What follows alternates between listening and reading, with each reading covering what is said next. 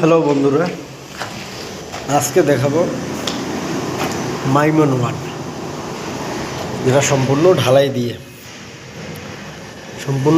দিয়ে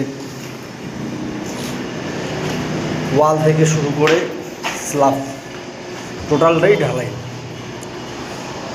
দেখেন, এটা হচ্ছে 200, এটা হচ্ছে 200 4x8 ইঞ্চি। এটা ডাইরেক্ট মাইমন দিয়েই আর কি। আর এটাকে চেপে রাখার জন্য টাইপাতি ব্যবহার করা। এই যে হোলগুলো দেখছেন, এটা হচ্ছে টাইপাতি ব্যবহার করা। এই টাইপাতির জন্য এদিকে ওদিকে যেতে পারে না। আর এগুলো হচ্ছে 200।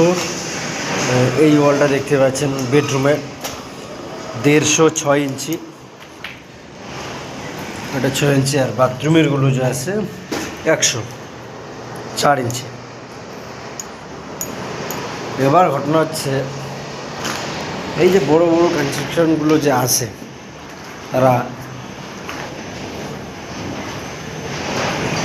কেন ঢালাই করে, ডাইরেক্ট ঢালাই করে আর কি টোটালটাই, ইট বা ব্লক দিয়ে কেন করে না কাজগুলো? এরকমও তো হতে পারতো যে মনে করেন শুধু পিলার আর স্ল্যাব ঢালাই দিয়ে হলো, বাকিগুলো ইট দিয়ে করলো। কেন করে না?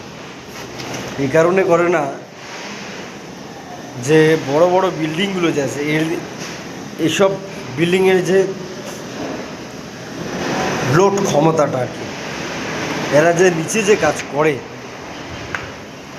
এত হেভি কাজ করে। কারণ এরা তো 10 বছর 12 বছর বা 50 বছরের জন্য তো আর বিল্ডিংগুলো তৈরি হচ্ছে না।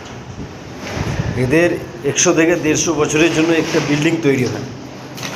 সেই কারণে এরা গাঁথনি বলেন, গাঁথনি যে ইট বা ব্লক দিয়ে কাজ করায় না। তাতে কি হয়, ইট বা ব্লক দিয়ে যদি কাজ করেন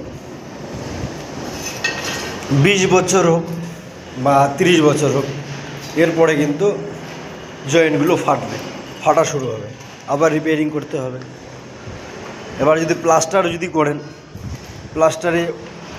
প্লাস্টার খসে পড়বে, সেগুলো রিপেয়ারিং করতে হবে। আর এটাতে কি হয়,